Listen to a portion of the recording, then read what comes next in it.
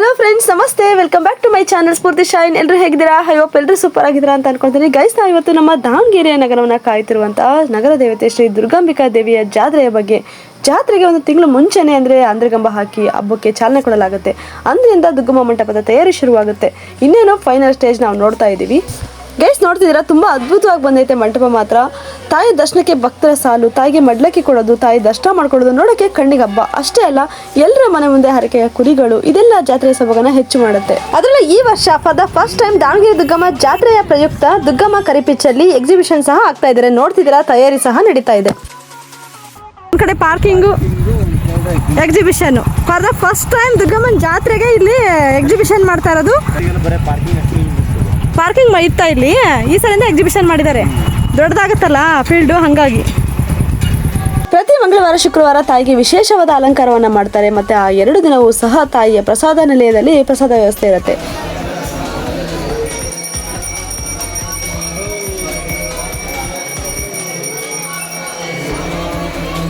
ಈ ತಾಯಿಯ ಇಷ್ಟನ್ನ ನಾವು ಕೇಳ್ತೀವಿ ಅನ್ನೋದಾದ್ರೆ ತುಂಬ ರೋಚಕ ಅನಿಸುತ್ತೆ.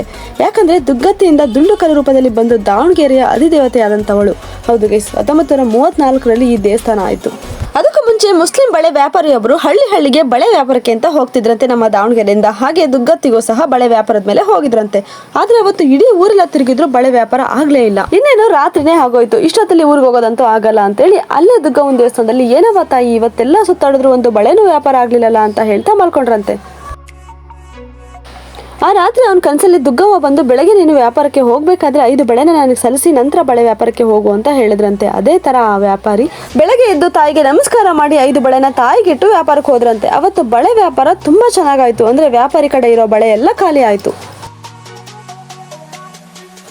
ಅದರಲ್ಲೂ ಅವಾಗ ಇವಾಗಿನ ತರ ಹಣ ಎಲ್ಲ ಕೊಡ್ತಾ ಇರಲಿಲ್ಲ, ದವಸ ಧಾನ್ಯಗಳನ್ನ ಕೊಡ್ತಾ ಇದ್ರಂತೆ. ಅಕ್ಕಿ, ಬೇಳೆ, ಬೆಲ್ಲ, ಜೋಳ ಈ ತರ. ಆಗ ಬಳೆ ವ್ಯಾಪಾರಿಗೆ ಇದೊಂದು ಚಿಂತೆ ಆಯ್ತು, ಹೆಂಗಪ್ಪ ಇಷ್ಟೊಂದು ರೇಷನ್ ತಗೊಂಡೋಗೋದು ಅಂತೇಳಿ. ಆಗ ಅಲ್ಲೇ ಒಂದು ಚಕ್ಡಿ ಬಂಡಿನ ಮಾಡ್ಕೊಂಡು ಸಾಮಾನೆಲ್ಲ ಅಂದ್ರೆ ರೇಷನ್ ಎಲ್ಲ ಹಾಕೊಂಡು ಹೊರಟ್ರಂತೆ. ಆದ್ರೆ ಚಕ್ಡಿ ಬಂಡಿಲಿ ಸಾಮಾನು ಹಾಕೊಂಡಾಗ ತೆಗ್ಗೋದಿಣ್ಣೆ ಬಂದಾಗ ಚಕ್ಡಿ ಬಂಡಿ ಬ್ಯಾಲೆನ್ಸ್ ಸಿಗ್ತಾ ಇರಲಿಲ್ಲ. ಆ ಕಡೆ ಈ ಕಡೆ ಅಂತ ಹೇಳಿ ಹೋಗ್ತಾ ಇತ್ತಂತೆ. ಆಗ ಅಲ್ಲೇ ಇರುವಂತ ಒಂದು ದುಂಡು ಕಲ್ಲನ್ನ ತಗೊಂಡು ಚಕ್ಡಿ ಬಂಡಿಲಿ ಇಟ್ಕೊಂಡ್ರಂತೆ. ಆಗ ಚಕ್ಡಿ ಬಂಡಿ ಒಂದು ಬ್ಯಾಲೆನ್ಸ್ ಸಿಕ್ತು. ಆಮೇಲೆ ದಾವಣಗೆರೆಗೆ ಬಂದ್ಮೇಲೆ ಆ ಕಲ್ಲನ್ನ ಎತ್ತಿ ಸೈಡಿಗೆ ಬಿಸಾಕಿದ್ರಂತೆ. ಅದು ಬಂದು ಈಗಿರೋ ದೇವಸ್ಥಾನ ಜಾಗಕ್ಕೆ ಉರುಳ್ಕೊಂಡು ಹೋಯ್ತಂತೆ. ಮತ್ತೆ ತೆಗೆದು ಪಕ್ಕಕ್ಕೆ ಹಾಕಿದ್ರು, ಅದು ಬಂದು ಅಲ್ಲೇ ಬಂದು ನಿಲ್ತಾ ಇತ್ತಂತೆ. ಆಗ ಅವರಿಗೆ ದಿಗ್ಲಾಯ್ತು, ಇದೇನಪ್ಪ ಹಿಂಗಾಗ್ತಿದೆ ಅಂತೇಳಿ. ಅಷ್ಟರಲ್ಲೇ ಅಲ್ಲೇ ಇರೋಂಥ 5 ವರ್ಷದ ಮಗು ಮೈ ಮೇಲೆ ಬಂದು, ನಾನು ದುಗ್ಗಾವತಿಯಿಂದ ಬಂದಿದ್ದೀನಿ, ದುಗ್ಗವ್ವ ಇಲ್ಲೇ ಇರ್ತೀನಿ, ನಂಗೆ ಗುಡಿ ಕಟ್ಟಿ ಇಡೀ ದಾವಣಗೆರೆನ ಸುಭೀಕ್ಷವಾಗಿ ನಾನು ನೋಡ್ಕೊಳ್ತೀನಿ, ನನ್ನನ್ನ ಇಲ್ಲೇ ಪ್ರತಿಷ್ಠಾಪನೆ ಮಾಡಿ ಅಂತ ಹೇಳಿದ್ಲಂತೆ. ಆಗ ಊರ್ ಮುಖಂಡರೆಲ್ಲ ಸೇರಿ ಮಾತು ಬರದೇ ಇರೋ ಮಗು ಮಾತಾಡ್ತಿದೆಯಲ್ಲ ಅಂತ ಅನ್ಕೊಂಡು ಸಣ್ಣದಾಗಿ ಗುಡಿ ಕಟ್ಟಿ ತಾಯಿ ಮೂರ್ತಿನ ಮಾಡಿ ಪೂಜೆ ಮಾಡ್ತಾ ಇದ್ರಂತೆ. ಹೀಗೆ ದಾವಣಗೆರೆ ನಗರ ದೊಡ್ಡದಾಗಿ ಅಭಿವೃದ್ಧಿ ಆದಂಗೆ ಎಲ್ಲರೂ ಸೇರಿ ದುಡ್ಡನ್ನ ಹಾಕಿ ದೊಡ್ಡದಾಗಿ ದೇವಸ್ಥಾನವನ್ನ ಕಟ್ಟಿದ್ರು. ಅಲ್ಲಿಂದ ಇಲ್ಲಿವರೆಗೂ ತಾಯಿ ನಗರವನ್ನ ಕಾಯ್ತಾ ಇದ್ದಾಳೆ. ಅಷ್ಟೇ ಅಲ್ಲ, ತಾಯಿಗೆ 2 ವರ್ಷಗಳಿಗೊಮ್ಮೆ ತುಂಬಾ ಅದ್ದೂರಿಯಾಗಿ ಜಾತ್ರೆ ನಡೆಯುತ್ತೆ. ವಿಶೇಷವಾಗಿ ಪ್ರತಿ ಜಾತ್ರೆಯಲ್ಲೂ ಅದ್ಭುತವಾದ ಮಂಟಪಗಳನ್ನ ಮಾಡ್ತಾರೆ. ಒಂದು ತಿಂಗಳಿನಿಂದಲೇ ಭರದಿಂದ ಸಾಗುತ್ತೆ ಈ ಮಂಟಪದ ತಯಾರಿ.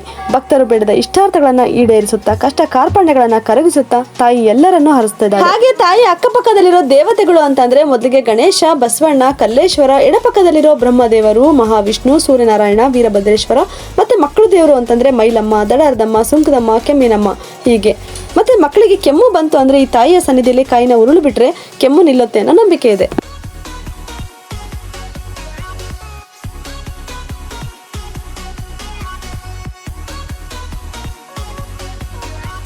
ಮತ್ತೆ ಈ ಜಾತ್ರೆಯ ವಿಶೇಷತೆ ಅಂದ್ರೆ ಕುಸ್ತಿ ಮತ್ತೆ ಕುರಿ ಕಾಳಗ ಮೇನ್ ಅಟ್ರಾಕ್ಟ್ ಅಂತಾನೆ ಹೇಳ್ಬೋದು. ಕುರಿ ಕಾಳಗ 3 ದಿನ ನಡೆಯುತ್ತೆ. ಇದನ್ನೆಲ್ಲ ನೋಡ್ಲಿಕ್ಕೆ ಬೆಳಗಾಂ, ಬೆಂಗಳೂರು, ಬಿಜಾಪುರ, ಒಟ್ಟಾರೆ ನಮ್ಮ ಕರ್ನಾಟಕದ ಸುತ್ತಮುತ್ತ ಕಡೆಯಿಂದ ಕುರಿ ಪ್ರೇಮಿಗಳೆಲ್ಲ ಬರ್ತಾರೆ. ಅಷ್ಟೇ ಅಲ್ಲ, ಒಂದು ತಿಂಗಳ ಕಾಲ ಸಾಂಸ್ಕೃತಿಕ ಕಾರ್ಯಕ್ರಮಗಳು ನಡೆಯುತ್ತೆ. ಜಾನಪದ, ಆರ್ಕೆಸ್ಟ್ರಾ, ಯಕ್ಷಗಾನ ಮತ್ತೆ ನಾಟಕ, ಹೀಗೆ ಜಾತ್ರೆ ಅಂತೂ ಒಂದು ತಿಂಗಳು ಇರುತ್ತೆ. ದಾವಣಗೆರೆ ದುರ್ಗಾಂಬಿಕಾ ಜಾತ್ರೆ ನಮ್ಮ ಹೆಮ್ಮೆ, ಕರ್ನಾಟಕದ ದೊಡ್ಡ ಐತಿಹಾಸಿಕ ಜಾತ್ರೆ. ಈ ಜಾತ್ರೆ ಬರೀ ಸಂಭ್ರಮ ಅಷ್ಟೇ ಅಲ್ಲ, ಎಷ್ಟೋ ಬಡ ಕುಟುಂಬಗಳಿಗೆ ಜೀವನ ಆಧಾರ ಆಗಿರುತ್ತೆ. ಹೌದು ಗೈಸ್, ತುಂಬಾ ಜನರಿಗೆ ದುಡಿಮೆ ಸಿಗುತ್ತೆ. ಮಂಟಪ ಮಾಡೋದ್ರಿಂದ ಜಾತ್ರೆ ಹಾಕೋರಿಗೆ, ಎಷ್ಟೋ ಕಲಾವಿದರಿಗೆ ಅವಕಾಶಗಳು. ಇದೆಲ್ಲ ನೋಡ್ಲಿಕ್ಕೆ ಅಂದ್ರೆ ಒಂದು ತಿಂಗಳ ಕಾಲ ನಮಗೆಲ್ಲ ಮನೋರಂಜನೆ ತುಂಬಾ ಚೆನ್ನಾಗಿರುತ್ತೆ. ಮತ್ತೆ ನಮಗೆಲ್ಲ ಹಬ್ಬ ಅಂದ್ರೆ ನಮಸ್ಕಾರ, ದೇವರಿಗೆ ಮಡ್ಲಕ್ಕಿ ಕೊಡೋದಾಗಿರ್ಬೋದು, ಮತ್ತೆ ನೆಂಟರು ಬರೋದು, ಅವರಿಗೆ ಜಾತ್ರೆ ಸುತ್ತಾಡಿಸಿ ಬಳೆ ಕೊಡಿಸೋ ಸಂಭ್ರಮ ಎಲ್ಲ ಅದ್ಭುತವಾದಂತಹ ಎಕ್ಸ್ಪೀರಿಯನ್ಸ್.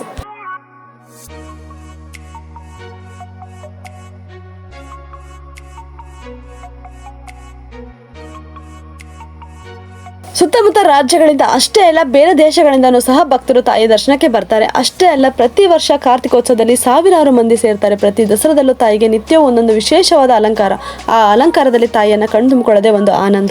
ಪ್ರತಿ ದಸರಾದಲ್ಲೂ ತಾಯಿಗೆ ಕುಂಭ ಮೆರವಣಿಗೆ ಆಗುತ್ತೆ. ಲಕ್ಷಾಂತರ ಭಕ್ತರು ಬಂದು ಕುಂಭವನ್ನ ಓರ್ತಾರೆ. ಅವರ ಇಷ್ಟಾರ್ಥಗಳನ್ನ ಬೇಡಿಕೆಗಳನ್ನ ಈಡೇರಿಸ್ಕೊಳ್ತಾರೆ. ಇಷ್ಟು ಅದ್ದೂರಿಯಾಗಿ ಭಕ್ತರ ಮನಗಳನ್ನ ತುಂಬಿದಾಳೆ ತಾಯಿ ದುಗ್ಗವ್ವ.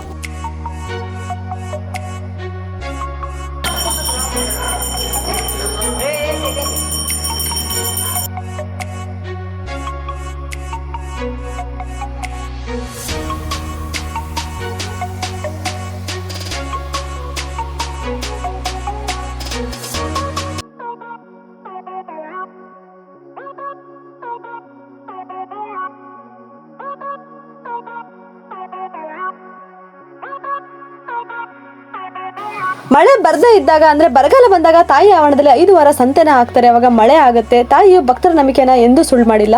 ಇನ್ನು ಜಾತ್ರೆ 5 ದಿನ ಇದೆ. ಇವಾಗಲೇ ನೋಡ್ತಿದ್ರೆ ಎಷ್ಟೊಂದು ರಶ್ ಇದೆ. ಅಂದ್ರೆ ಸೋಮವಾರ ಮಂಗಳವಾರ ಅಷ್ಟೊತ್ತಿಗೆ ತುಂಬಾ ರಶ್ ಆಗುತ್ತೆ. ಹಾಗಾಗಿ ಇವಾಗಲೇ ತಾಯಿಗೆ ಮಡ್ಲಕ್ಕಿ ಕೊಟ್ಟು ಮನೆಗೆ ತಂದ ಕುರಿಮರಿಗಳಿಗೆ ತಾಯಿಯ ಭಂಡಾರ ಹಚ್ಕೊಂಡು ನಿಮ್ಗೆ ಎಲ್ರಿಗೂ ದುರ್ಗಾಂಬಿಕಾ ದೇವಿಯ ಈ ವಿಡಿಯೋ ಇಷ್ಟ ಆಗಿರುತ್ತೆ ಅಂತ ಅನ್ಕೊಳ್ತೀನಿ. ಇಷ್ಟ ಆದ್ರೆ ಪ್ಲೀಸ್ ಲೈಕ್ ಮಾಡಿ, ನಿಮ್ಮ ಫ್ರೆಂಡ್ಸ್ ಜೊತೆ ಎಲ್ಲರ ಶೇರ್ ಮಾಡಿ.